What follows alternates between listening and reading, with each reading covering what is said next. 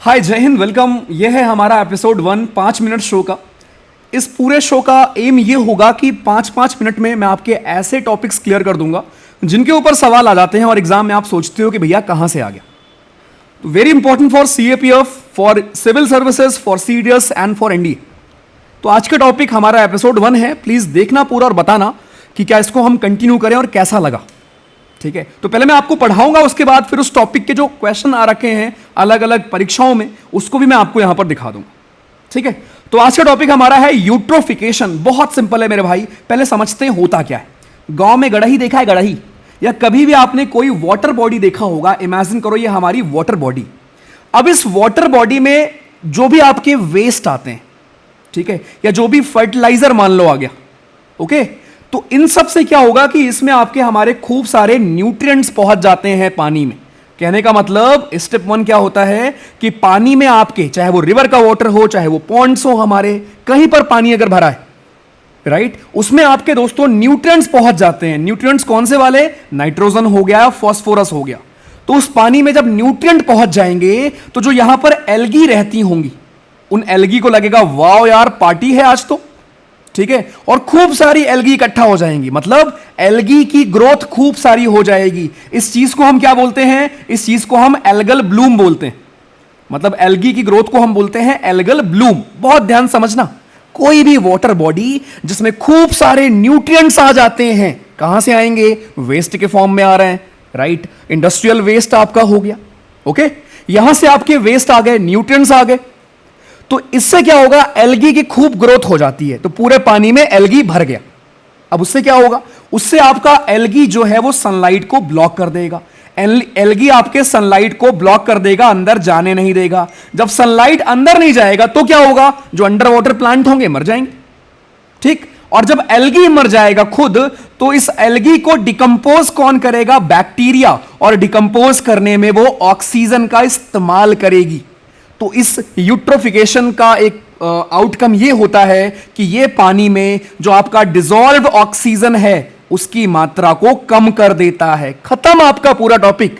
दोबारा समझना, कोई भी वाटर बॉडी है उसमें खूब न्यूट्रिएंट आ गए भैया, उससे क्या होगा? एल्गी की पार्टी हो गई, एल्गल ब्लूम हो गया, खूब सारे एल्गी जमा हो गए। एल्गी ने क्या किया? सनलाइट को अंदर जाने नहीं दिया। उसके बाद क्या होगा? जब एल्गी मर जाएंगे तो आपके बैक्टीरिया वगैरह एल्गी को आपके डिकम्पोज करने के लिए उस पानी के ऑक्सीजन को यूज करेंगे।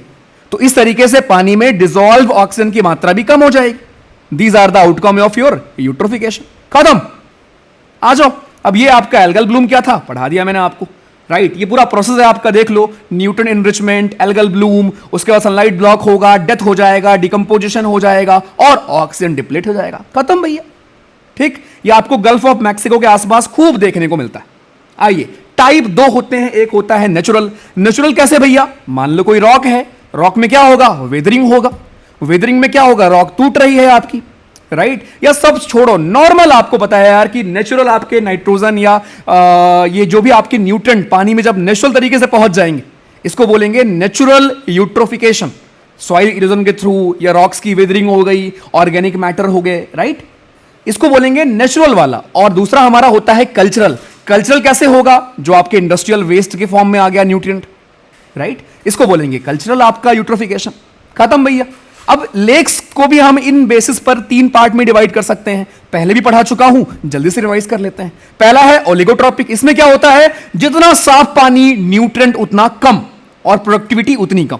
तो यहां पर न्यूट्रिएंट बहुत कम होता है ओलिगोट्रॉपिक लेक में, और इसमें दोस्तों आपका हमारा ऑक्सीजन खूब अच्छे मात्रा में आपको मिलेगा, क्लीन वाटर मिलेगा, ठीक। दूसरा मेसोट्रॉपिक, बीच वाली आपकी होती है, सब कुछ मॉडरेट मॉडरेट मिलेगा इसमें। और जो आपकी यूट्रॉपिक लेक होती है भाइयों, पूरी आपकी भरी पड़ी होती है काई से। काई काई यहां पर भरी होगी दोस्तों। भारत में मेजॉरिटी आपको यूट्रॉपिक या मेसोट्रॉपिक लेक देखने को मिलेंगी, ठीक। लेक भी पढ़ा दूंगा अलग से। तो ये जितनी काई होंगी उतना ज्यादा न्यूट्रिएंट होगा, राइट, लेकिन ऑक्सीजन उतना कम होगा, ध्यान रखना। खत्म, टाइप ऑफ लेक हो गया हमारा। अब इसके इफेक्ट क्या होते हैं? तो सिंपल रीड करने वाला एग्जाम में पूछेगा नहीं, ठीक है। एल्गल ब्लूम आपकी क्या करते हैं? सनलाइट को कर देंगे रिस्ट्रिक्ट वगैरह। देख लीजिए भैया जी, आपके हमारे कोरल रीफ को हम लॉस कर देते हैं, नेविगेशन में दिक्कत आती। खत्म। ऐसे हम इनको मिटिगेट कर सकते हैं, कम कर सकते हैं। पीवाईक्यू पर आते हैं। पहला सवाल सीएपीएफ का सवाल आया था कि जरा बताओ कि अगर डोमेस्टिक सीवेज बहुत ज्यादा मात्रा में हम डिस्चार्ज करेंगे तो क्या होगा। अरे भैया, एल्गल आपका ब्लूम हो जाएगा। उससे क्या होगा, उससे आपका ऑक्सीजन की मात्रा कम हो जाएगी, खत्म। यूट्रोफिकेशन में कौन सा हम यूज करते हैं, नाइट्रोजन आपका मेनली होता है। आइए, पूछा गया है विथ रेफरेंस टू यूट्रोफिकेशन, यूपी पीसेस है आपका। यूट्रोफिकेशन में पूछा गया है इसमें से कौन सा करेक्ट है। अरे भाई, ये फेनोमेना होता है न्यूट्रिएंट इनरिचमेंट का, ये डिप्लीट कर देता है ऑक्सीजन को, दोनों सही है। अरे आसान लग रहा है। तो ये सारे सवाल अब रीड करना बहुत प्यार से भैया जी, ये पहले भी करा रखा है तुमको मैंने। यूट्रोपिक लेक जो आपकी हमारी होती है, कौन सा करेक्ट नहीं है यहां पर। तो दोस्तों ये आपका प्राइमरी प्रोडक्टिविटी लो नहीं होती। और यूट्रोफिकेशन में पूछा गया है का होता है, भैया जी न्यूट्रिएंट खूब सारे आपके इंटर कर जाते हैं। दैट्स इट, खत्म। This is serious journey. नाम है मेरा अनुराग। एक टॉपिक खत्म, एग्जाम में आएगा। थैंक यू बोलना आगे ठीक है, पढ़ लो, थैंक यू मत बोलो। प्लीज बताना कमेंट करके कैसा लगा। और ये 5 मिनट अगर आपके जीवन के वर्थ रहे, और ऐसे अगर मैं और टॉपिक कवर करना चाहूं विद पीवाईक्यू तो करूं क्या। वेलकम।